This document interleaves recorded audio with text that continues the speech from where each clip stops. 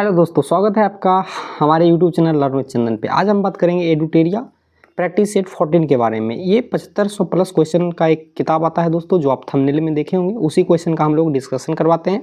और इससे पहले हमने तेरे वीडियो को देख चुके हैं, जिसमें तेरे टेस्ट प्रैक्टिस जो है उसको कम्प्लीटली ख़त्म कर ली। ये आज हमारा 14वां सेट प्रैक्टिस है। चलिए हम क्वेश्चन की शुरुआत करते हैं और वीडियो के आगे हम बात कर लेंगे इसके PDF संबंध, क्विज संबंध के बारे में। आई होप आप सभी को स्क्रीन पे क्वेश्चन अब दिख रहा होगा। पहला क्वेश्चन है, भारत के निम्नलिखित संगठन या निकायों में से कौन सा निकाय जो है संवैधानिक निकाय है? ये है आपका राष्ट्रीय पिछड़ा वर्ग आयोग, राष्ट्रीय पिछड़ा वर्ग आयोग। नेक्स्ट है, भारत के राष्ट्रपति के संदर्भ में निम्नलिखित में कौन सा कथन सही है? पहला कथन कह रहा है भारतीय संविधान के अनुच्छेद 52 में राष्ट्रपति की योग्यता का वर्णन है। जी नहीं, अनुच्छेद 52 में जो है राष्ट्रपति पद का जिक्र है, न कि इसके योग्यता के बारे में, तो ये हमारा गलत है। दूसरा है, भारत में अब तक किसी भी राष्ट्रपति पर महाभियोग नहीं लगाया गया। जी नहीं, अभी तक किसी भी राष्ट्रपति पर महाभियोग नहीं लगाया गया, ये सही है। तो केवल 2 हमारा सही है, केवल 2। नेक्स्ट क्वेश्चन, भारतीय संविधान में राष्ट्रपति के चुनाव की प्रक्रिया किस देश की संविधान से ली गई है या आयरलैंड के संविधान से लिया गया? और आयरलैंड के संविधान से बहुत सारे प्रावधान लिए गए, जैसे DPSP जैसे तत्व जो है दोस्तों, ये भी आयरलैंड के संविधान से ही लिया गया है। नेक्स्ट, भारत में न्यायपालिका द्वारा रिट जारी करने का प्रावधान किस देश से लिया गया है? रिट जारी करने का जो प्रावधान ये दिया गया है दोस्तों, ये ब्रिटेन से ग्रहण किया गया है, ब्रिटेन से। 5 नंबर, संविधान के किस अनुच्छेद में वर्णित है कि भारत के उच्चतम न्यायालय एवं उच्च न्यायालय की समस्त कार्यवाही अंग्रेजी भाषा में होगी, यानी इंग्लिश लैंग्वेज में होगी? ये अनुच्छेद 348 में वर्णित है, अनुच्छेद 348 में। संविधान के किस अनुच्छेद में कहा गया है कि भारतीय संविधान का संक्षिप्त नाम भारत का संविधान है? ये अनुच्छेद 393 में कहा गया, अनुच्छेद 393 में। आगे देखते हैं, निम्नलिखित नदियों पर विचार कीजिए। विचार करके जो है बताना है कि इनमें से कौन सा पूर्वी घाट से निकलता है। तो पूर्वी घाट से निकलने वाला 2 ही नदी इसमें है दोस्तों, एक नागवली नदी है, दूसरा बंसधारा नदी है। 2 और 4 इसका सही आंसर होगा। आप सभी टिक आउट कर लीजिएगा ऑप्शन नंबर बी में, ऑप्शन नंबर बी में। Next question, 8 number question. 8 number question बताने से पहले हम बात करते हैं दोस्तों कि हमारे द्वारा जो है बहुत सारे सीरीज चलता है, जैसे कि आप सभी महारथी सीरीज का नाम सुने होंगे, जो कि यूट्यूब पर उसका लाइव वीडियो डिस्कशन रहता है, सॉरी रिकॉर्डेड वीडियो मिलता है, और उसका PDF जो है PDF हम अपने टेलीग्राम चैनल पर भेजते हैं। PDF टेलीग्राम चैनल पर जाता है। उसका क्विज स्पेशल जो होता है, वही 100 क्वेश्चन का क्विज, वो आपको हमारे एप्लीकेशन पे मिलता है। तो ये सभी चीज़ को आप फॉलो कीजिए, यूट्यूब, टेलीग्राम और एप्लीकेशन को, जहाँ पे एजुकेशनल बहुत सारे वीडियो, ऑडियो और आपको क्विज PDF मिल जाएगा, जिससे आपकी तैयारी बेहतरीन हो जाएगा। और एक ग्रुप डिस्कशन हम शुरू किए हैं ल्यूसेंट किताब को लेकर के, तो ग्रुप डिस्कशन में भी भाग लीजिए, जिससे आप क्वेश्चन को याद कीजिएगा और याद करके जवाब दीजिएगा। क्वेश्चन है 8 नंबर हमारा, प्रति चक्रवात के संबंध में निम्नलिखित में से कौन सा कथन सत्य है, यानी कि कौन सा कथन सही है? इसके केंद्र में वायुदाब उच्चतम होता है, हाँ ये सही है। इसमें हवा की दिशा केंद्र से परिधि की ओर होती है, ये भी सही है। भूमध्य रेखीय भागों में इसका पूर्णता अभाव रहता है, ये भी सही है। तो इनमें से सभी जो है ये सही है, राइट आंसर डी हो जाएगा, डी। नेक्स्ट क्वेश्चन, महासागर की भूप्रपट्टी में मुख्य रूप से किसकी बहुलता पाई जाती है या बहुलता होती है? ये आपका जो है मैग्नीशियम का और सिलिका का जो है इसमें बहुलता होता है, मैग्नीशियम और सिलिका का। निम्नलिखित में से कौन सा कथन सत्य है, यानी कि सही है? पृथ्वी के ऊपरी परत को भूप्रपट्टी कहते हैं, हाँ भूप्रपट्टी कहते हैं, जिसकी मोटाई और गहराई 35 किलोमीटर तक होती है, हाँ ये भी सही है। समुद्र तल पर भूप्रपट्टी की मोटाई 5 किलोमीटर होती है, सही है। भूप्रपट्टी के नीचे मेंटल 2900 किलोमीटर की गहराई तक फैला है, ये भी सही है। तो इनमें से सभी सही है दोस्तों, ये राइट आंसर डी हो जाएगा।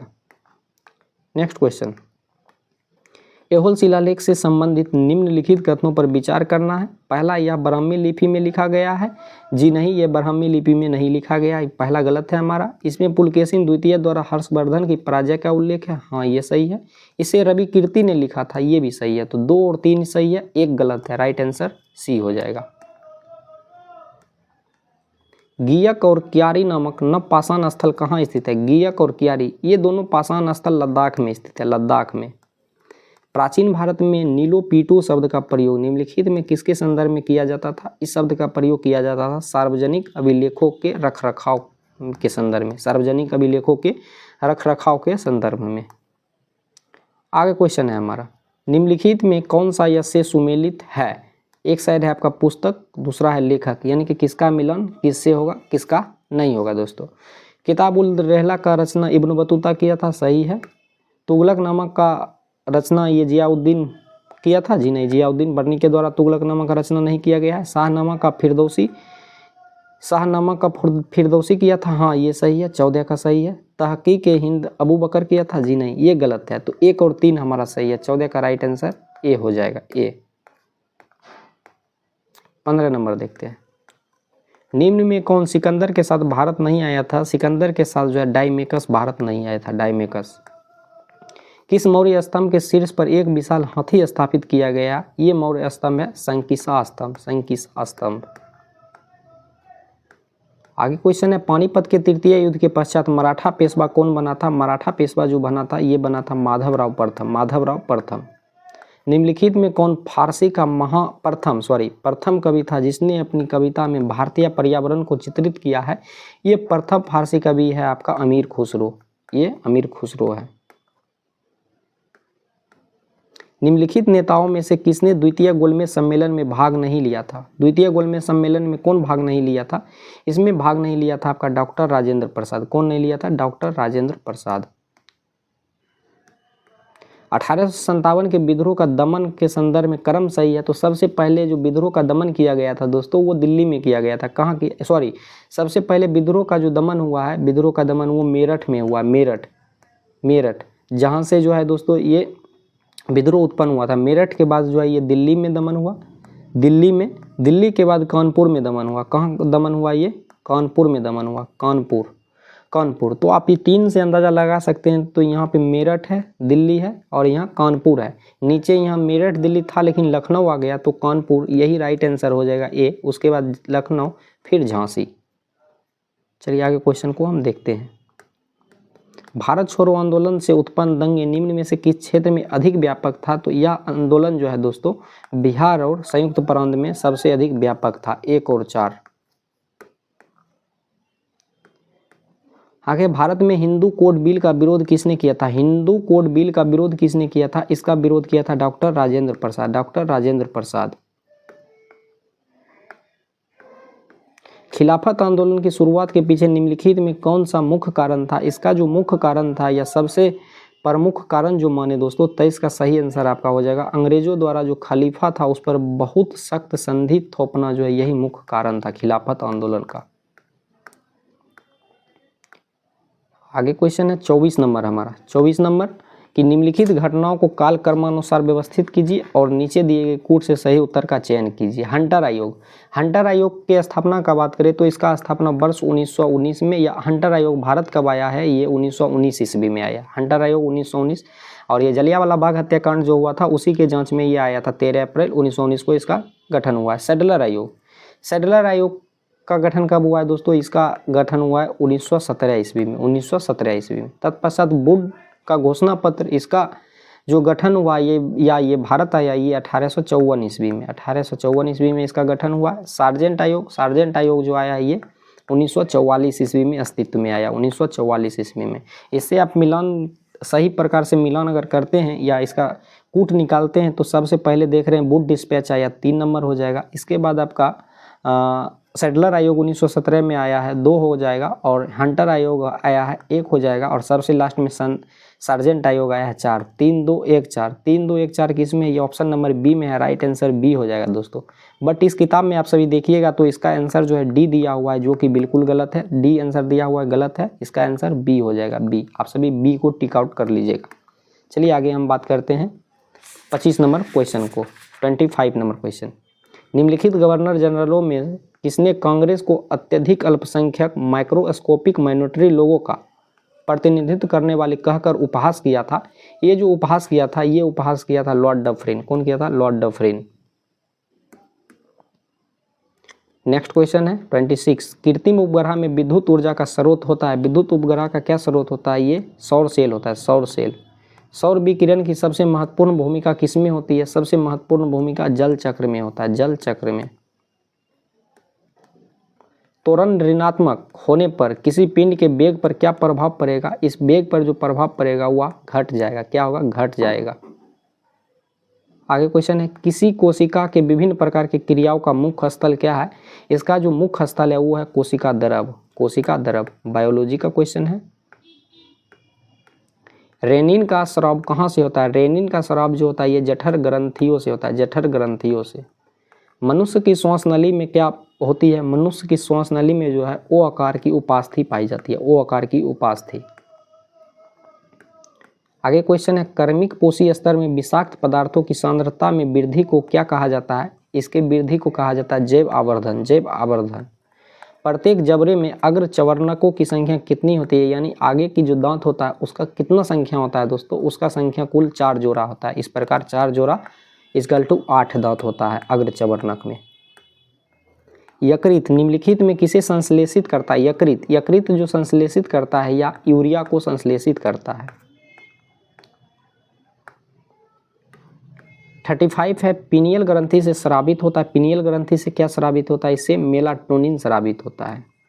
निम्नलिखित में कौन सा कथन सही नहीं है? यानी कि कौन सा कथन जो है गलत है? कौन सा कथन गलत है? 36 में पहला है, दालों में प्रोटीन की प्रचुरता होती है, सही है। दूध विटामिन ए का समृद्ध स्रोत है, सही है। अनाज कार्बोहाइड्रेट के अत्यंत अल्प स्रोत होते हैं, जी नहीं, ये अल्प स्रोत नहीं बल्कि अत्यधिक होता है, तो गलत है ये। सी नंबर गलत है, राइट आंसर आपका सी हो जाएगा, सी।